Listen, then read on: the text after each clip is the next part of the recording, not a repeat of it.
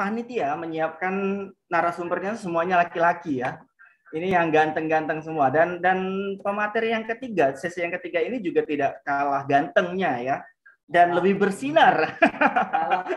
Tidak kalah gantengnya dan lebih bersinar, dan materinya juga lebih enjoy sebenarnya ya, karena ini memang berkaitan dengan penulisan. Materinya pun dikemas secara kekinian ya, dengan judul Etika Pers dalam Konvergensi Media. Langsung saja, ini akan dibawakan oleh Bapak Trisno Rusli, Wakil Pimpinan Redaksi Palpres.com. Kepada Bapak Trisno Rusli, disilakan. Oke, baik. Terima kasih banyak Mas Ewin, MC yang paling ganteng sejagat Sumatera Selatan. Jadi kalau Mas Ewin ini ada pantun, dan kemudian juga tadi Mas Robi juga ada pantun yang diawali oleh Mas Pak Anggono juga ada pantun. Nah, giliran saya nih Mas ada pantun. Baik, mati listrik, badan kepanasan, harus tidur dalam kegelapan. Informasi itu adalah pesan, baca dulu sebelum diteruskan. Oke. Assalamualaikum warahmatullahi wabarakatuh. Waalaikumsalam warahmatullahi wabarakatuh. Selamat pagi menjelang siang, salam sejahtera untuk kita semua. Sebelum memaparkan paparan ini, mohon izin pemimpin redaksi Palembang Express Muhammad Iqbal, mohon izin untuk segera untuk menyampaikan sedikit informasi kepada adik-adik Sobat Migas. Bagaimana kabar Sobat Migas semuanya? Tetap semangat? Ya, pastinya tetap semangat. Ya, kita harapkan seperti itu karena beberapa materi yang disampaikan ini ya sebenarnya juga berkaitan dengan kisi-kisi atau bocoran lah untuk teknik penulisan berita. Namun sebelum itu saya ingin menyampaikan fenomena dulu ya, fenomena terkait dengan konvergensi media.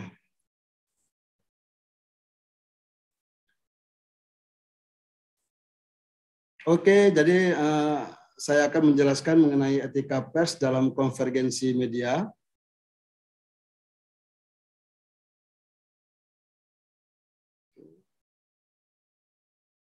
Oke, latar belakangnya tingginya pengguna media sosial ya berimbas pada kemudahan dalam menyebarkan dan mendapatkan informasi.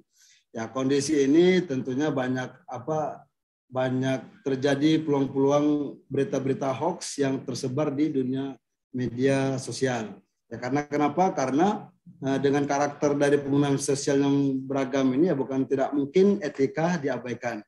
Nah, kemudian media konvensional yang terikat dengan etika pers, ya mau tidak mau harus menyesuaikan tren pembaca. Jadi kalau koran dari dulu dia menerbitkan koran, kemudian tidak menyesuaikan keinginan dari pembaca, ya otomatis ya sedikit banyak ditinggalkan oleh pembaca. Karena kalau kaum milenial sekarang ya seperti sobat-sobat Migas sekarang ini ya mungkin bisa dihitung berapa banyak sobat-sobat Migas yang dari kalangan SMA membaca koran. Nah, maka dari itu media konvensional juga biasanya juga melakukan strategi konvergensi. Nah, kemudian apa nih beda dari media konvensional dengan media sosial? Nah, kalau media konvensional itu terbatas untuk mendapatkan informasi. Kalau media sosial ya kemudahan dalam hal aksesibilitas. Jadi kalau media sosial cukup dengan lewat handphone, ya kemudian bisa langsung mendapatkan informasi. Kemudian juga ada biaya yang dikeluarkan pembaca, ya otomatis kalau media pembaca itu mau membeli koran, dia harus mengeluarkan biaya untuk membeli koran itu. Tapi kalau media sosial ya nyaris tanpa biaya.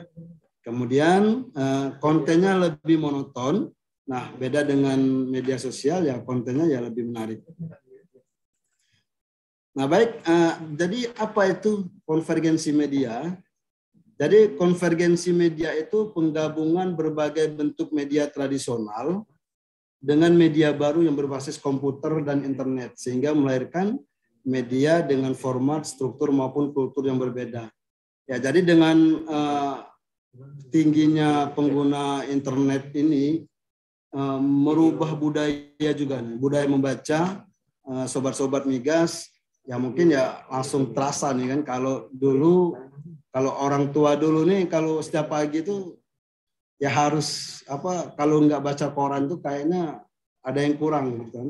Tapi kalau sekarang ya seperti yang kita ketahui juga, bukan masalah rahasia lagi, ya bangun tidur kita udah mengecek handphone, bangun apa kembali tidur, sebelum tidur kita mengecek handphone. Nah, jadi kebiasaan-kebiasaan itulah yang kemudian apa semakin tingginya informasi-informasi yang tersebar di media sosial. Nah, ini Palembang Express juga mencoba untuk melakukan strategi itu, ya karena kalau tidak menggunakan itu ya otomatis kita bakal ditinggalkan juga oleh pembaca. Nah, ini versi digital, koran digital. Nah, kemudian ini versi online. Nah, ini ada berita SKK Migas dan Medco INP. Nah, kemudian juga kita ada versinya YouTube media sosial. Jadi kalau YouTube ini ya termasuk juga dengan media sosial, platform digital. Cuma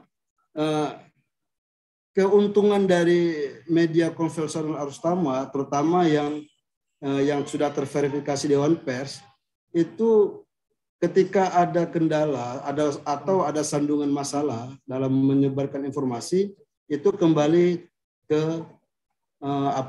karakternya Undang-Undang Pers 40 tahun 99. Seperti apa? Jadi penyelesaian masalahnya itu masih ditangani dulu masih dikaji dulu oleh Dewan Pers. Beda dengan perorangan. Kalau perorangan dia bisa langsung berurusan dengan kriminal. Nah, kemudian apa sih itu wartawan? Nah, seperti yang sobat-sobat migas ketahui ya, wartawan itu orang yang secara teratur melaksanakan kegiatan jurnalistik. Nah, hal ini berdasarkan dengan Undang-Undang 40 tahun 99, pasal 1 ayat 4. Nah, kemudian apa itu jurnalistik? Nah, jadi jurnalistik itu ya aktivitas dalam mencari, memperoleh, memiliki, menyimpan, mengolah, menyampaikan informasi baik dengan menggunakan media cetak, media elektronik, dan segala jenis saluran yang ada. Baik. Nah ini jadi kalau media konvensional dia ada peran dan tanggung jawab sosial pers kepada masyarakat. Apa saja itu? Ya, yang pertama ya pers itu memiliki peran untuk memenuhi hak masyarakat untuk mengetahui informasi. Kemudian menegakkan nilai-nilai demokrasi, mendorong terwujudnya supremasi hukum dan HAM, serta menghormati kebinekaan. Kemudian juga ada mengembangkan pendapat umum berdasarkan informasi yang tepat, akurat, dan benar, melakukan pengawasan kritik, koreksi, dan saran terhadap hal-hal yang berkaitan dengan kepentingan umum, dan akhir itu memperjuangkan keadilan dan kebenaran.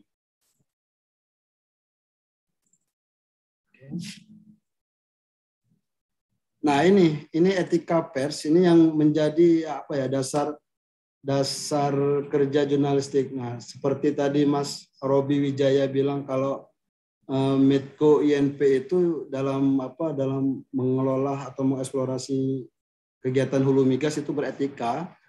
Nah, begitu juga dengan wartawan. Jadi wartawan itu dalam melaksanakan kerjanya itu juga harus beretika. Yang pertama, ini ada beberapa poin yang ada, cuma saya ambil yang penting-penting. Yang pertama itu wartawan itu harus independen. Itu sudah menjadi hak mati. Kemudian akurat, berimbang, dan tidak beretikat buruk. Nah, yang kemudian berimbang, tidak mencampurkan fakta dan opini yang menghakimi, serta menerapkan asas praduga tak bersalah. Nah, ini kemudian tidak membuat berita bohong, fitnah, sadis, dan cabul, tidak menulis atau menyiarkan berita berdasarkan prasangka atau diskriminasi sara. Nah, kemudian ada segera mencabut, meralat, dan memperbaiki berita yang keliru. Nah, ini jika adik-adik nanti ingin membuat berita, itu kata kuncinya jangan mencampur adukan fakta dan opini. Jadi informasi yang tulisan-tulisan yang sobat-sobat migas tulis itu jangan berdasarkan dengan fakta yang kita temukan di lapangan. Dan tetap ya harus independen, tidak beretikat buruk dari informasi yang kita dapat. Dan satu lagi, informasi yang sobat-sobat migas dapat itu harus langsung didapat oleh sobat migas atau peserta dari lomba menulis ini. Karena apa? Kalau plagiat, seandainya seperti ini, seandainya sobat migas mendapatkan data itu di internet, nah itu tidak boleh. Jadi sobat migas harus mendapatkan data itu secara langsung. Nah, seperti yang materi-materi yang narasumber sampaikan itu bisa diolah menjadi data. Yang seperti yang Mas Melan Ferdiansa tadi menyampaikan itu, kemudian Mas Robi juga, nah itu bisa diolah kemudian menjadi data.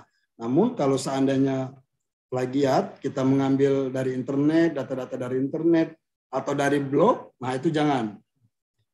Karena kita tidak tahu sumber keasliannya seperti apa, sumber keaslian dari data itu. Dan lebih baik lagi kalau langsung wawancara dengan narasumber, nah itu lebih bagus.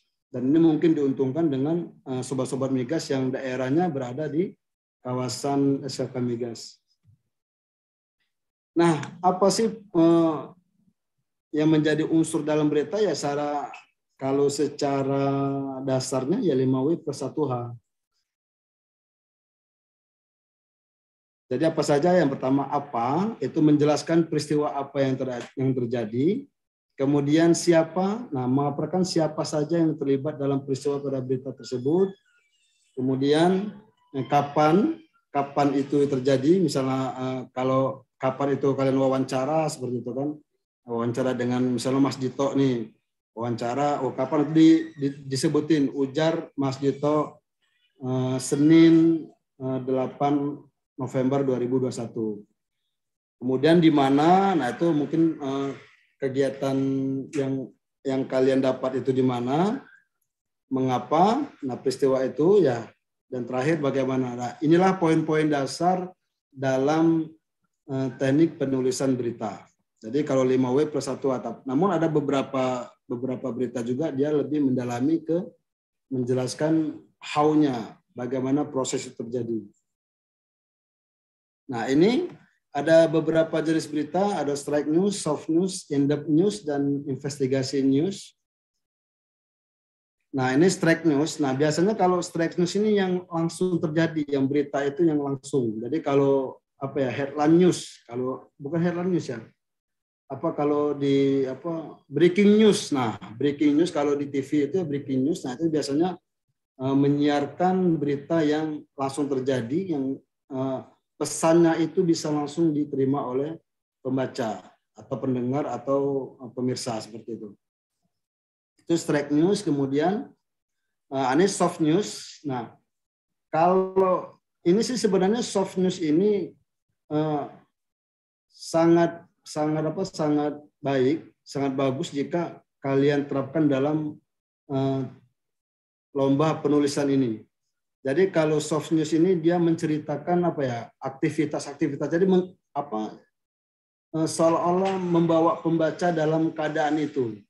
Jadi kalau ketika ada kegiatan CSR dari SKK Migas, nah kalian memposisikan perasaan dari penerima CSR itu, bagaimana kesenangannya seperti itu kan, bagaimana kesulitan sebelum CSR itu datang seperti itu. Nah, jadi soft news ini ya sebenarnya ke feature sih, ke feature. Jadi lebih ke membawa pembaca itu ke keadaan saat wartawan itu meliput. Nah, in-depth news ini ya dia lebih ke banyak pendalaman berita. Jadi banyak narasumber yang digali. Seperti yang kita lihat ini yang sewaktu itu LRT. Nah, itu ada beberapa narasumber yang digali oleh Palembang Express. Ada mantan Gubernur Sumatera Selatan Alex Nurdin, kemudian ya pokoknya dari beberapa narasumber itu. Nah, itulah nanti bisa menjadi pendalaman dalam pemberitaan. Nah, ini in-depth news dengan investigasi beda. Kalau investigasi itu dia mengungkap hal yang tersembunyi. Jadi investigasi itu berita-berita yang mengungkap sesuatu yang tidak terlihat mata. Cuma seperti yang saya sampaikan tadi, di etikanya ya harus tidak beretikat buruk. Jadi dan tidak mencampurkan fakta dan opini.